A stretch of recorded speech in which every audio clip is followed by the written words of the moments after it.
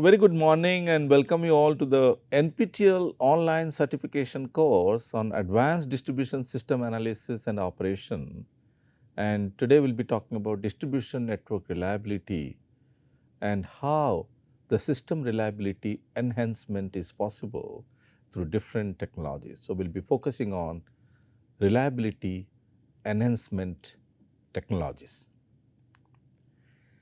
Now, enhancing the reliability of electrical distribution system is critical for ensuring a continuous and high quality power supply to end users.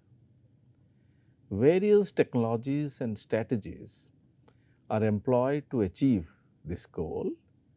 And for an example, we can improve the reliability of the system through network reconfiguration, micro-phasor measurement units, energy storage systems, distributed generations, maintenance approaches, optimal placement of reclosers and switches.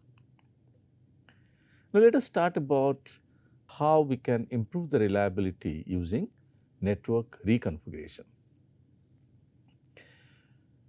Now, the reliability improves by using fault isolation, reconfiguring the network topology by opening or closing switches allows operators to isolate faulted sections while rerouting power through healthy feeders, minimizing customer outages.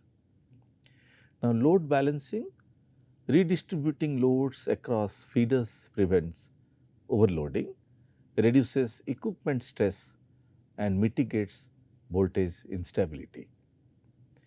Automated restoration, this will identify optimal post-fault configurations to restore service rapidly.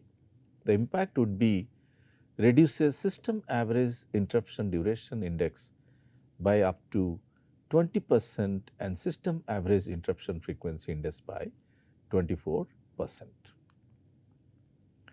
Now, optimal placement of reclosers and switches where power outage due to fault can have major economy and optimal consequences. If there is a section being disconnected due to a failure, if I can divert those supply chain to the consumer through other segment or section of the distribution network using reclosers and switches, there's nothing like this for a reliability system analysis or a reliable distribution network.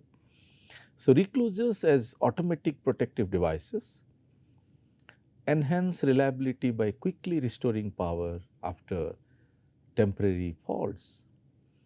Strategic placement of reclosers is essential to minimize system average interruption duration index, that is SID, and system average interruption frequency index, that is SAFE. Heuristic optimizations are generally used for determining optimal recloser placements. Now, the main objective is to minimize SID and SAFE indices to enhance service continuity and reliability through optimal placement of reclosers.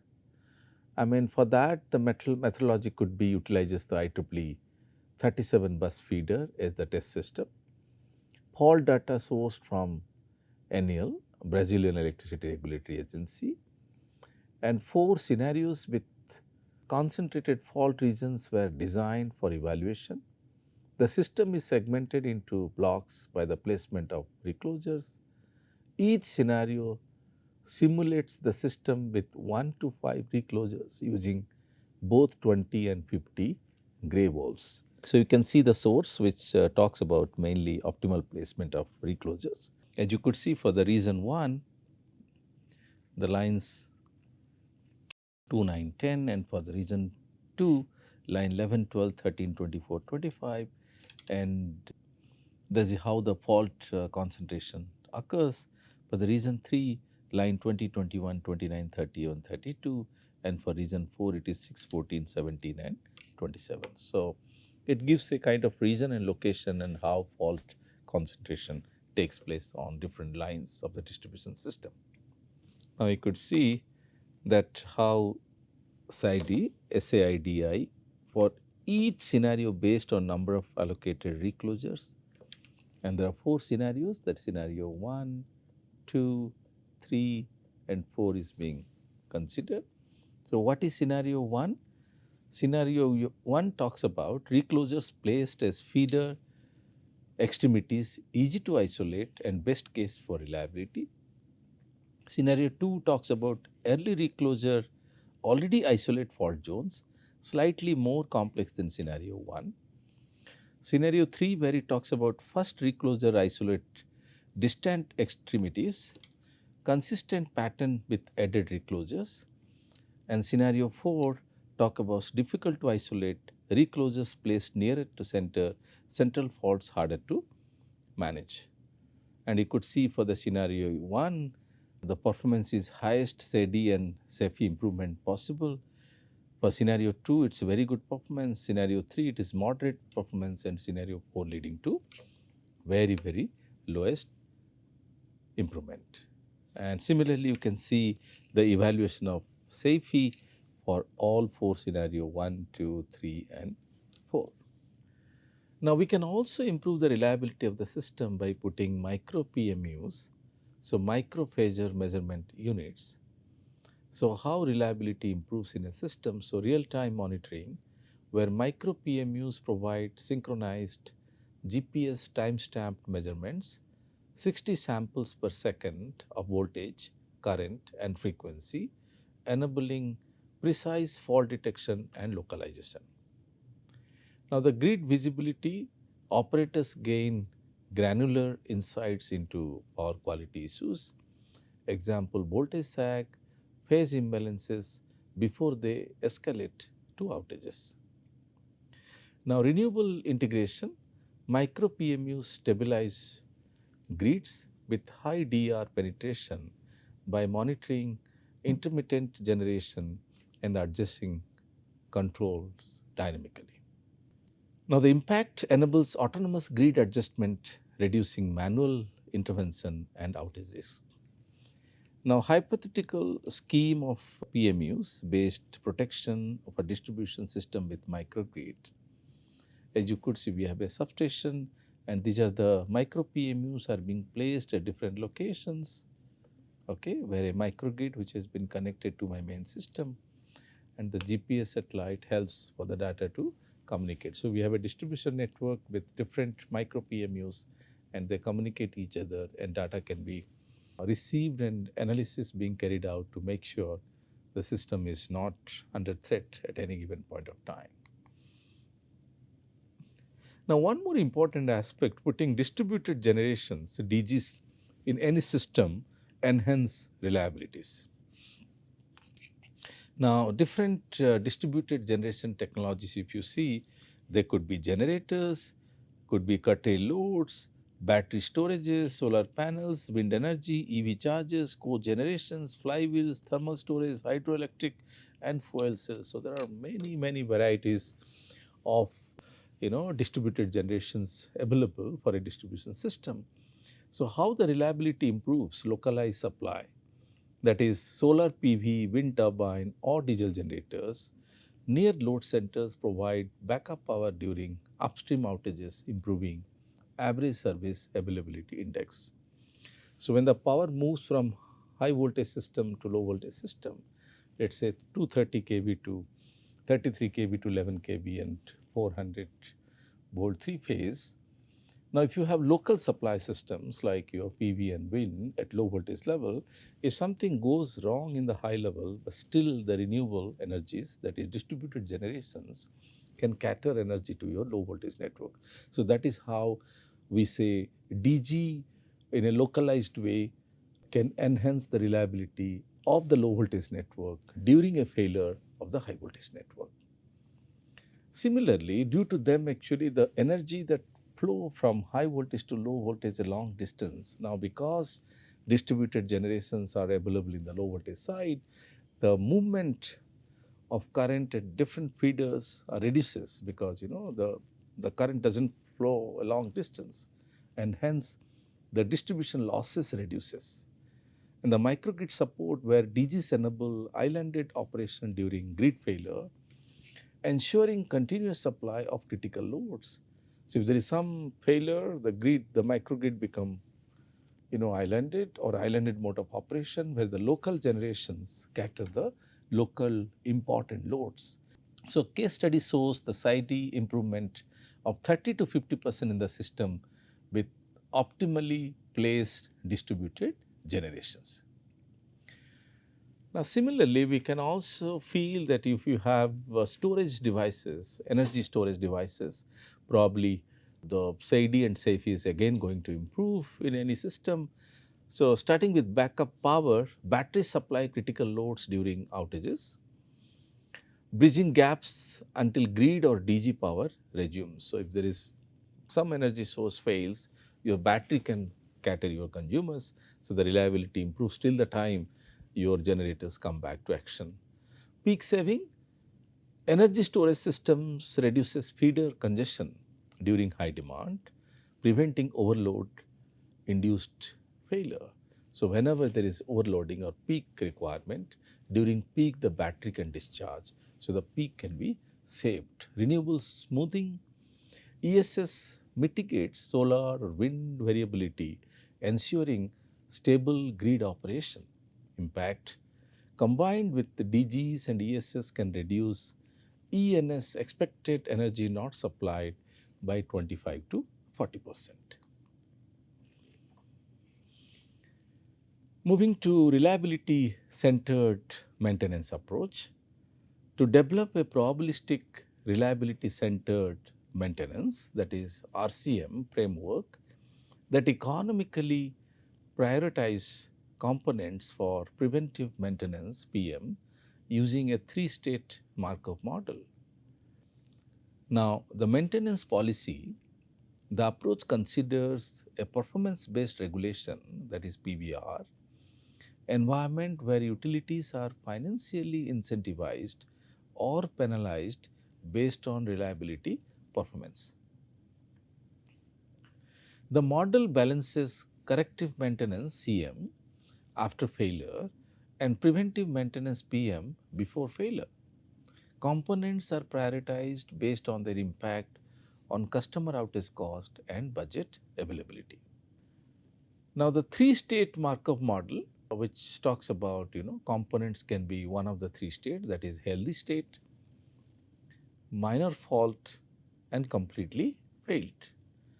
So, transactions between states are characterized by failure and repair rates, allowing for a more accurate estimation of life cycle cost under PM/CM strategies compared to traditional two-state models.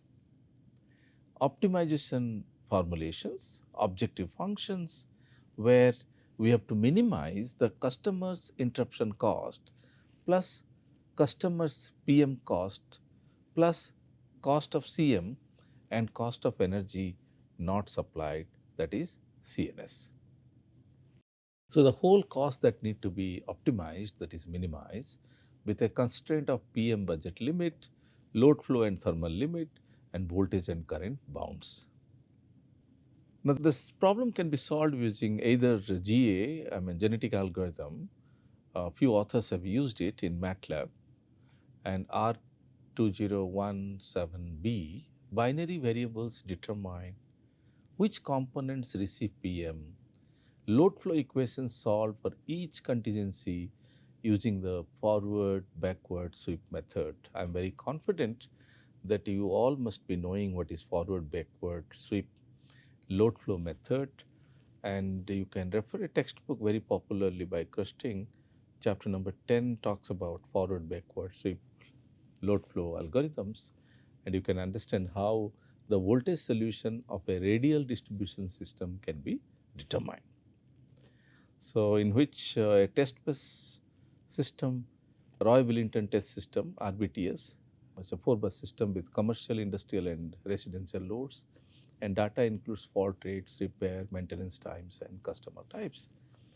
So, the study system, the bus number 4 of Roy Willington test system is being taken for analysis, and the complete reference is given for your better understanding. Now, if you refer a little bit about the simulation results, introducing preventive maintenance drastically reduces the customer interruption cost by approximately 73%. Even though preventive maintenance adds a new cost of around 2000 USD, it reduces both corrective maintenance and unsupplied energy cost. The total operational cost drops from 231.19 thousand USD to 72.29 thousand USD, a significant 69% reduction. Now, as you could see, different cases, we have considered two different cases for interaction or understanding based on the reference mentioned below. Customer interruption cost, in case of case 1 it is 215 and in case 2 it is 58.8, and if you see the cost of energy not supplied is varying again 3.79 to 1.61, and total cost become 231,000 USD and 72.29 USD. The first one without preventive maintenance and the second one with preventive maintenance. So if you have preventive maintenance mechanism in place, then your cost is reduced almost 70%. Now, transformers selected are those serving industrial customers who have higher financial losses during outages, and line number 6 and line number 27 affect only one load point each thanks to remote control switches that allows quick restoration, hence they are less prioritized for preventive actions. And you could see the components chosen for preventive maintenance in case 2, they are power lines and transformers. All lines except line number 6 and line number 27, and transformer number actually 9, 10 and 31 are being chosen. Increasing the preventive maintenance budget continuously lowers the overall cost until it reaches around 4.38 thousand US dollar. Beyond this point, there is no further cost benefit, meaning the system has reached optimal preventive coverage. So, available budget for preventive maintenance in $1,000, we consider from 1,000 to 5,000 approx. And we can obtain actually customer interruption cost, preventive maintenance cost, corrective maintenance cost, cost of energy not supplied, and hence the total cost. So, what it says that if you have major preventive cost investment, then you could see you experience a lower total cost. At low budget level, only lines are prioritized. As budget increases, more transformers are added. So, initially we consider only lines. If you have more cost, we can include even transformers. Starting with those supplying industrial and commercial loads, line number 6 and line number 27 are never selected due to their minimal outage impact, confirming the model's economy selectivity. Now, as you could see, again the budget the same, and all lines are considered, and then slowly all lines without few selected lines, and then slowly all lines without L6 and L27, and slowly you could see with cost availability, the more and more transformers are being included. So, with this note, we are coming to an end of actually determining, the majority of actually preventive cost analysis. And just to highlight, so system reliability enhancement technology means you can improve the system reliability through different technologies, and this is one very important where you can say that the reliability can be enhanced through different mechanisms, through network reconfiguration, micro-phasor measurement units, using energy storage systems, using distributed generations, using optimal placement of reclosers and switches, and finally maintenance approaches. So, with this, we had a wonderful interaction today. It's quite interesting, and I'm very confident with those previous 4 and this one 5 lectures on reliability for distribution system. I'm confident that you will have thorough understanding about reliability study on distribution systems. So, with this note, thank you very much for your attention and wish you all the very best for future. Thank you and bye-bye for now.